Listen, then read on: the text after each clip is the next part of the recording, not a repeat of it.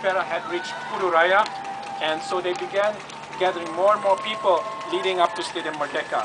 However, at Pudu Raya at around 2 o'clock, the police started firing tear gas into the crowds and tear gas directly at the people. One of the worst incidents of violence by the police happened at 2:45 p.m. when a number of protesters and people marching started to run away and dispersing when they were being shot at with tear gas. They ran into the Tung Chin hospital. When they ran into the Tung Chin hospital, the government fired tear gas directly into the hospital. So not only the protesters, but also the hospital people, the people in the hospital were affected by this tear gas. And a number of people with respiratory illness were said to have to be put on oxygen because of the tear gas in the hospital fired by the police. At around the same time, at around 2:45 p.m., the march had already begun from the Hilton Hotel after the press conference by Bersih. The march had begun led by Datuk Ambiga, Abdul Hadi, the past president, Anwar, and others who were leading that march. However, when they got into a tunnel, they were shot at again with tear gas, and the tunnel was completely smoked with tear gas. At that point, the following people that we know were arrested. Datuk Ambiga was arrested. Tian Chua Nurul Hana, the daughter of Anwar Ibrahim, was arrested. Abdul Hadi, the past president, was also arrested. Datuk Anwar Ibrahim was not arrested, but he was hurt. He had received a cut on his head and also on his legs, severe bruising on his legs. By 3 o'clock, Datuk Sirivasan, a member of parliament, began negotiating with the police to allow this procession of 10,000 to 20,000 people. At that point, it was almost 20,000 people, negotiating with the police to allow them to march to the stadium. The police at that point actually agreed that if they just took up one lane of the road, then they could march peacefully. So they began marching. However, by 4 o'clock, the police then stopped them and again they were asked to disperse, and then they were shot at with more tear gas.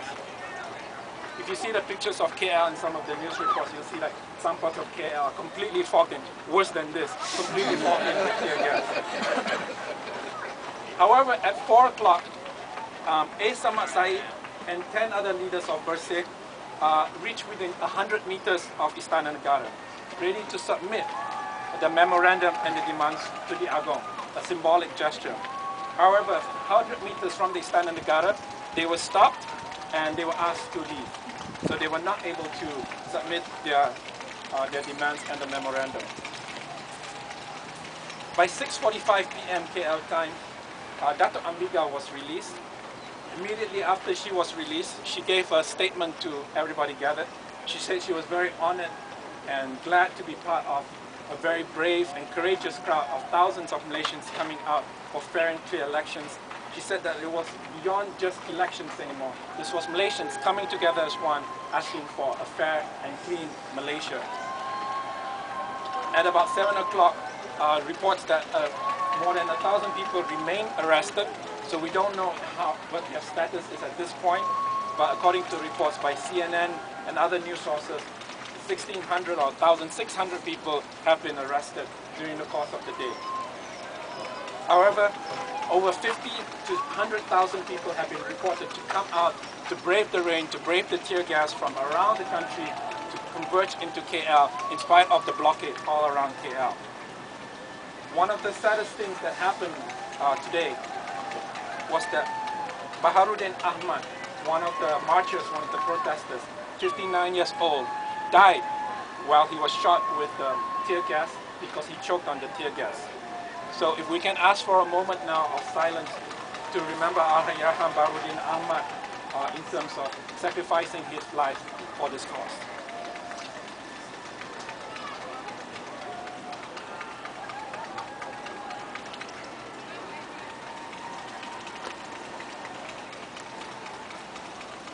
Thank you very much.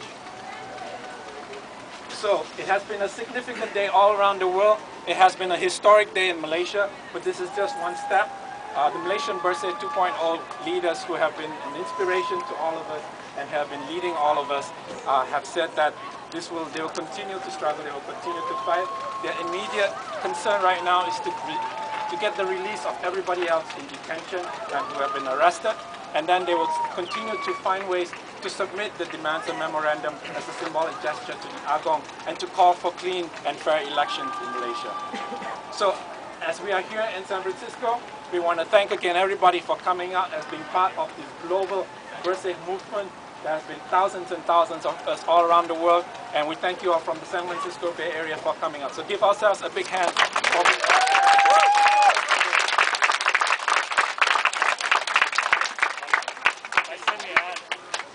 This has nothing to do with being anti-government or anything or pro any political purpose. It's not about politics. This is about election process, electoral process. And I think you need to also make that clear to everyone. We may have different understanding, we may have different political inclination, but we're all in this together. That clean and fair election is a prerequisite for a practicing democracy.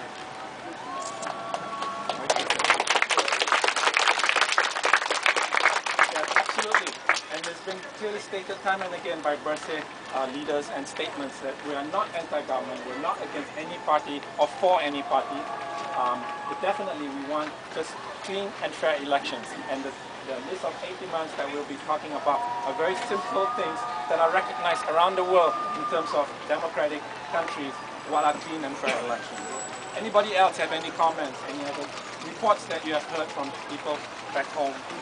If you want to share personal experiences, things that you all did, fun things. There are friends who in LA who go around taking pictures, doing funny things. They go to the site that they're supposed to protest at. They just go take pictures at night when there's nobody. Some go around with brooms. There were suggestions of people wearing masks of Amdiga going around. There are a lot of interesting ideas. I mean, it's not very easy to organize. A lot of times these are just small little groups of people doing their own thing. So anybody, you want to share anything, feel free.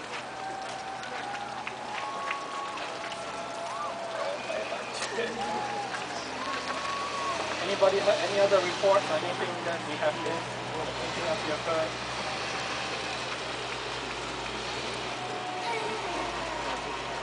Friends in other parts of the world, Australia, there were similar Bersih rallies and events in Korea, in Japan,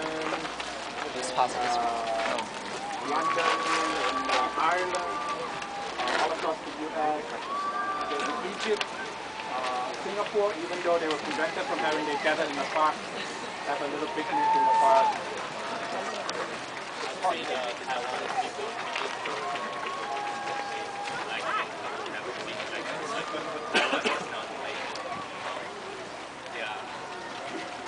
Yeah, there were, I think, more than 100 people in Taiwan as well.